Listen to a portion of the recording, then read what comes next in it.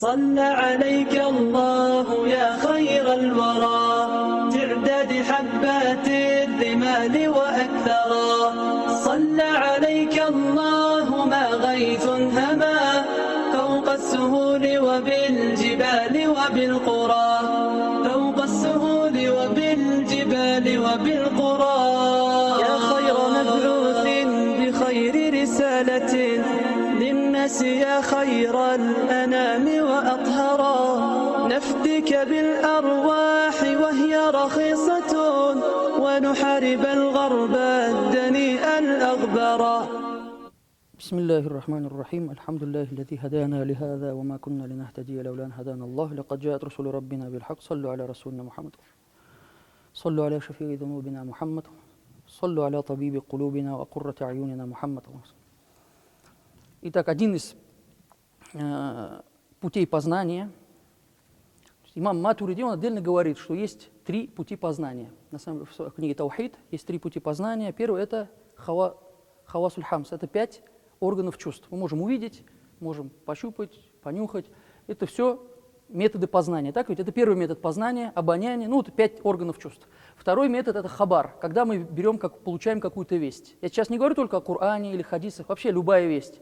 Это же тоже метод познания, когда нам дают о чем-то знать. И третий метод познания – это умозаключение. Умозаключение. И ошибка му'тазилитов была в том, что они поставили умозаключение в вершину угла. Они сказали, что если хадис не противоречит моему разуму, я не буду его принимать. Мы с вами уже говорили о том, что разум – это не конечная точка измерения, человек может ошибаться, человека можно дезинформировать, и он будет ненавидеть человека, например. Это не значит, что разум всегда у нас делает правильные умозаключения, так ведь? Теперь появилась другая категория, которая говорит, вот есть хабар, если есть хадис, разум нам не нужен, разум мы отключаем. То есть разум, вообще, это философия, там, не трогайте, то есть разум нам не нужен. Но тогда мы им задаем вопрос, уважаемый брат, когда ты видишь перед собой хабар, скажем, пусть это будет хадис посланника Аллаха, саллаллаху алейхи вассалям, теперь тебе нужно определить, этот хадис ахад, там, машхур, мутаватир и так далее. Что ты будешь делать? Ты же будешь делать умозаключение. То есть ты будешь размышлять над этим хадисом. Сколько человек его передал? Или же, то есть мутаватир – это сколько там условий? То есть ты будешь изучать, будешь смотреть на условия этого хадиса, то есть так или иначе ты будешь делать умозаключение, будешь использовать разум. Так ведь? И глупо это отвергать. То есть эти все три инструмента, они должны быть вместе. И также говорится, что Аллах Субхану ва Тааля, Он проявил нам великую милость, когда Он посылал пророков,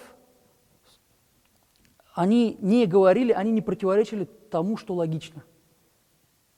Здоровому разуму они не противоречили.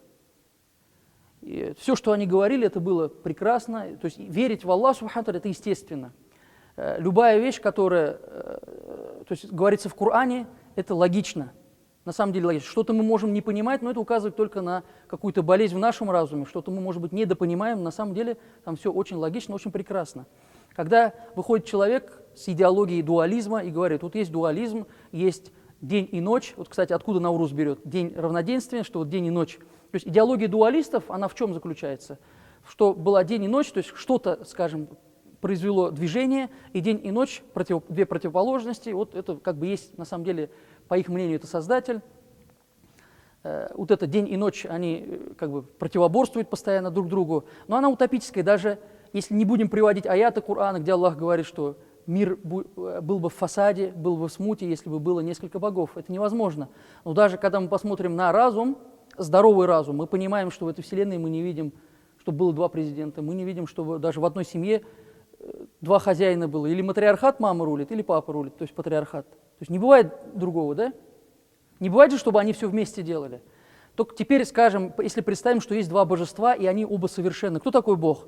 Тот, у кого нет недостатков, он самый совершенный. Но если их 2, то получается, что один или оба, они могут утаить друг от друга что-то, какую-то информацию, могут утаить. Или могут сделать что-то, что не хочет противоположный, его оппонент. Так это указывает на слабость его оппонента. Если он может сделать то, чего не хочет его оппонент, это показывает, что он не может быть Господом, он не может быть совершенным, он не может быть самым лучшим и знать обо всем, если он не знает этого. То есть это указывает, что он уже не Господь. То есть даже разум нам указывает на то, что Творца не может быть 2, тем более больше. То есть, понимаете, когда пророки пришли, салаватуллахи алейхим аджмаин, они не говорили ничего, что противоречило разуму, и это милость Всевышнего Аллаха субхану ва тааля. Это лютф от Аллаха нам. Также, что касается хабаров, есть ахбару садык, то есть праведные хабары. И праведный хабар, праведная весть, она делится на две категории, говорится. Первое – это хабар расулей, посланников, пророков, который подкрепляется му'джиза, чудом. Не просто человек выходит, говорит, я, говорит, пророк, я там кто-то. И докажи, мы им говорим, ты должен доказать, сделать то, чего не могут сделать другие, то есть сделать му'джиза. Однажды в духовном управлении, это еще давно было, один позвонил, говорит, я, говорит, Иисус, я, говорит, пришел, мы говорим, у нас 5 минут, если ты, говорит, прилетай, если, говорит, успеешь сейчас за 5 минут, то поговорим с тобой. То есть много было, здесь один, помните, ходил, да? То есть были, кто себя наби называли, когда начинаешь с ними говорить, они говорили, не путайте, я не расуль, я просто наби. То есть у меня нет рисали, я просто наби, да? Скромный. Также вы, наверное, слышали о Хадьяни, то есть ахмадиты, секта ахмадитов, они указывали, то есть опирались, неправильно интерпретировали аяты Корана и говорили, что придет после тебя Ахмад, его исмуху Ахмад, его имя Ахмад, говорится об Ахмаде, вот об этом Ахмаде, что якобы после Мухаммада, саллаллаху алейхи, должен прийти еще какой-то наби, пророк. И он говорит, вот я пришел, вот я есть. То есть сначала Махди Мунтазар его назвали, потом назвали его наби, но Аллах субхану тааля его унизил, и он умер где? Знаете историю, да? Он умер в отхожем месте, в туалете. Он умер в туалете. То есть произошло так, что он умер в туалете, и они как бы думают, что теперь делать? Вот он умер в туалете. Ну, мусульманские ученые сказали, говорят, не переживайте, говорят, раз он же, говорит, у вас наби был, а у пророков есть такая сунна, хоронить их там, где они умерли. То есть мы помним, когда Расулуллах саллаллаху алейхи ва саллям ушел из этого мира, он ушел в комнате Аиши радаллаху анха. Его прям там похоронили. Это сунна пророков. Сунна всех пророков, хоронить их там, где они умерли. Вот раз он пророк, Аллах субхану ва тааля, ну хаша, это глупость, потому что любое заявление о пророчестве после пророка Мухаммада саллаллаху алейхи ва саллям, это заблуждение, это глупость, потому что он хатимун набиин, он печать пророков. То есть это глупо. Особенно в 90-е годы, помните, кого только не появлялось, какие только проповедники не появлялись, да?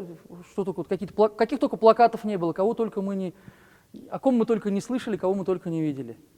Альхамдулилля, Аллах субхану ва тааля дал людям разум, сейчас люди больше заполняют мечети, приходят к исламу, понимают истину, потому что фитра, естество, мы как уже читали на прошлом уроке, она не говорит о том, что человек родился сразу же мусульманином. Тогда бы не было условия, что когда человек стал балигом, он должен подтвердить свой ислам. Он родился с фитрой по отношению к исламу. То есть естество это не значит равно ислам, что все шарты ислама были соблюдены, и он знает все о религии. Нет, он должен принять, подкрепить религию. То есть у него есть истиадат, у него есть все инструменты, чтобы принять ислам, и для него это естественно. Вот это фитра человека, это естество человека.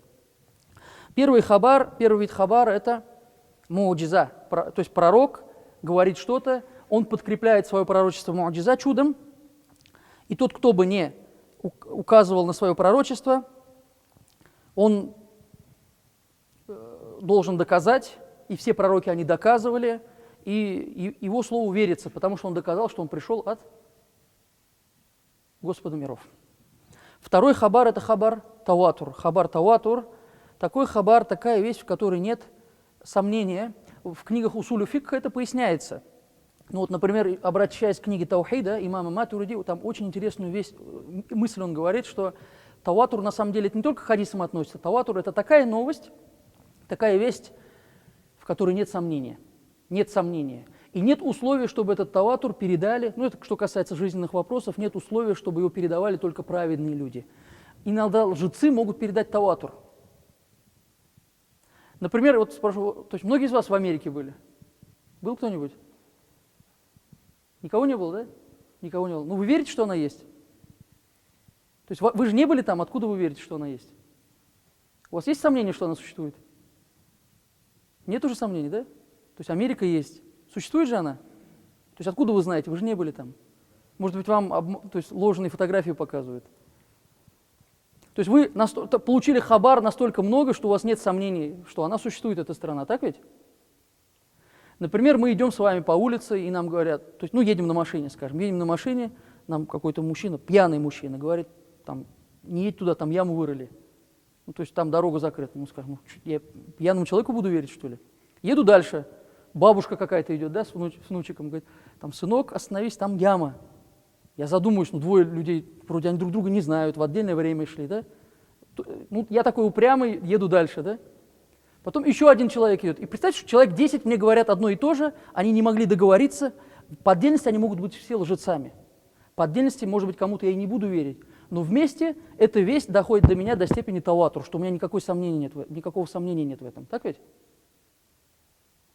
Например, существование Аллаха. Разве может быть сомнение, когда огромные миллионы количества аулия, 124 тысячи пророков говорят одно, приходят с одного адреса и говорят одно слово? Нам 10 человек скажут о яме, мы уже сомневаться не будем. 20 человек скажут, что существует какая-то страна, мы тоже поверим, говорят, вот мы там были, очень интересный отдых, мы даже, может быть, отдыхать туда соберемся. То есть не будем сомневаться, что эта страна существует. И нам миллионы праведников, тысячи пророков говорят одно, говорят о единобожии, говорят о каких-то вещах, и неужели мы можем сомневаться после этого? То есть хабар мутаватир, то есть имам Матуриди очень интересно говорит, что это то, что принимается очень естественно. То есть это такой хабар, в котором нет сомнений никаких. Вот что, то есть ну, также бывает понятие таджруба. Понятие таджруба – опыт. То есть тебе могут говорить, что огонь жгет, и ты можешь не верить. Но один раз обжегся, ты будешь верить, уже точно будешь верить, что огонь жгет. Если один раз обожгешься. Или ножик режет, да? Можно порезаться, тебе говорят родители. Не порежусь я. Порезался, говорит, вот мама правду говорила. То есть это таджруба называется, тоже вид новости. Также есть вид вести, это некий, как используют как далее, это сон. Сон. Но здесь такой вопрос, здесь такая проблема, что сон нужно разделять. Например, есть руя садыка, праведная руя, праведный сон. Говорят, что это часть, в хадисах приводится, что это часть пророчества, праведный сон. Но он может быть далилем только после того, как это произошло. То есть что-то произошло, человек видел сон, и он говорит, машаллах, вот Аллах Субхану Тааля указал, и вот сошлось, и вот так вот, да, действительно, Аллах Субхану Тааля указал на это. После того, как это произошло. Есть такой же далиль, как ильхам. Но ильхам, он, вот тебе что-то там показалось, или ты что-то почувствовал, это не может быть далилем шариатским для всех. Это может коснуться максимум тебя одного, но это не будет всех. Ты вышел на улицу и говоришь, ребята, у меня вот такой вот в сердце упал ильхам, вот такое чувство у меня, но это не будет далилем, понимаете? Также сон. Например, имам Раббани в книге Мактубат, он описывает и говорит о некоторых шейхах, он говорит о видах шейха, что есть шейх Камиль, совершенный шейх, праведный наставник, и шейх Камиль Мукаммиль, он сам праведный, сам совершенный и еще делает совершенными других. Есть вид шейхов, есть шейх Накис, который в пути. У него, может быть, есть иджаза, он воспитывает людей, но он еще сам воспитывается и сам в пути, то есть он Накис. То есть такие, то есть виды шейхов.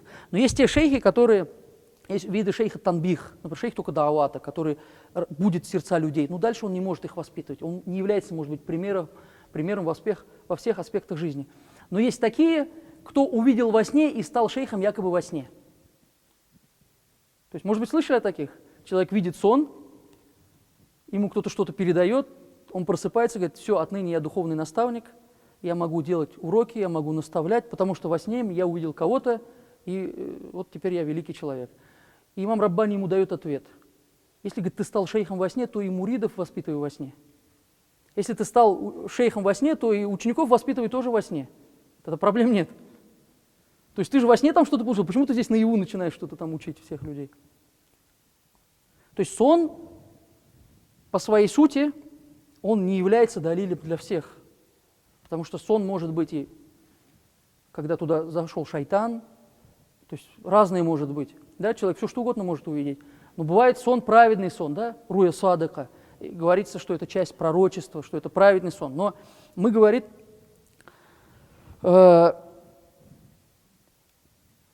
не получится у тебя ее утвердить только после того, когда она утвердится извне. Например, что-то извне появилось, что-то извне произошло, и ты уже теперь можешь понять, машаллах, вот этот человек праведный был, он увидел такой сон, он сказал, что это, такая-то вещь произойдет или что-то будет, он это увидел, то и это произошло. Например, мы тоже смотрим в некоторых книгах, какая разница между аулия и просто асфия, например. Асфия – это такой вид аулия, который может понимать свои кашфы, понимать то, что он увидел. Например, просто аулия-праведник увидел что-то, и рассказывать людям, я увидел такую-то страну, которая там из молока, что-то, что-то. Она не существует, все знают по географии, нет такой страны, но он искренне рассказывает, я, говорит, ее видел, я вот ее видел, я чувствовал, я там, может быть, был, да, он говорит. И, то есть это его состояние, он не может расшифровать свои состояния. То есть он праведный человек, и у Мухиддин Араби у него тоже таких много вещей. Он что-то рассказывает, чего на самом деле, может быть, и не существовало. Или что-то, что проявилось потом. Например, когда перед своей смертью он что сказал? «Ида дахаля сину фишин вагара кабруль Мухиддин». Когда, говорит, син войдет в шин, буква син зайдет в шин, то тогда могила Мухиддина, она откроется. Ее могилу потеряли, но когда султан Салим заехал в Шам, тогда ее нашли. То есть пока это не произошло, никто же не знал, что он там сказал. Так ведь? Теперь другой вид, например, два праведника, они два чабана, они сидели всю жизнь, пасут, харам не видят, ничего не видят, праведными стали, аулия стали. То есть не видят, харама нет вокруг, они пасут хайванов всю жизнь. И вот теперь один уснул, а другой сидит и смотрит, наблюдает, муха летит. И вот у них курай, то есть най, такая дудочка, они ее положили на молоко, пасуне же нужно закрывать, то есть молоко попили, подоили, закрыли дудочкой. И теперь он смотрит, муха летит такая, летит, он за ней наблюдает, второй спит, она пролетела в эту дудочку, там же дырочки такие, она летит пролетела через дудочку, там что-то летает, что-то к нему на нос села, вышла, потом и куда-то, там как камни такие лежат, куда-то туда нырнула, исчезла. И тот просыпается, представляешь, говорит, я, говорит, такую страну видел, я, говорит, видел океан из молока, я лечу над ним, говорит, над этим океаном. Потом, говорит, я попал на мост, увидел прекрасный мост, и там такие окна, я смотрел на небо, то есть я пролетел на нем. Потом я попал, говорит, в пещеру, и там было сокровище, там было золото. То есть разве он поймет, что он увидел вообще когда-нибудь? И второй говорит, погоди, вот это, говорит, вот это наше молоко, это твое море, говорит. Вот это, говорит, дудочка, есть тот мост с окнами, говорит. А золото там, говорит, должно быть. И они начали рыть и нашли действительно золото, там что-то было. То есть это очень такая интересная, поучительная история, как бы показывает на то, что не всегда праведник может понять, что он видел. И поэтому это не может быть далилем, то есть объективным далилем для кого-то. Пускай он увидел какой-то ильхам, у него произошел какой-то кашф, это может его коснуться, он может в это искренне верить, он это видел, он верит. Я видел море из молока, вы что меня это обманываете, да? Не дезинформируйте, я не дурак, я видел море из молока. Но это не может быть далилем, понимаете? Поэтому если ты стал шейхом во сне, то и учеников воспитывай тоже во сне. إلى أشرف النبي وآله وأصحابه ومشايخنا الفاتحة. صلى عليك الله يا خير الورى.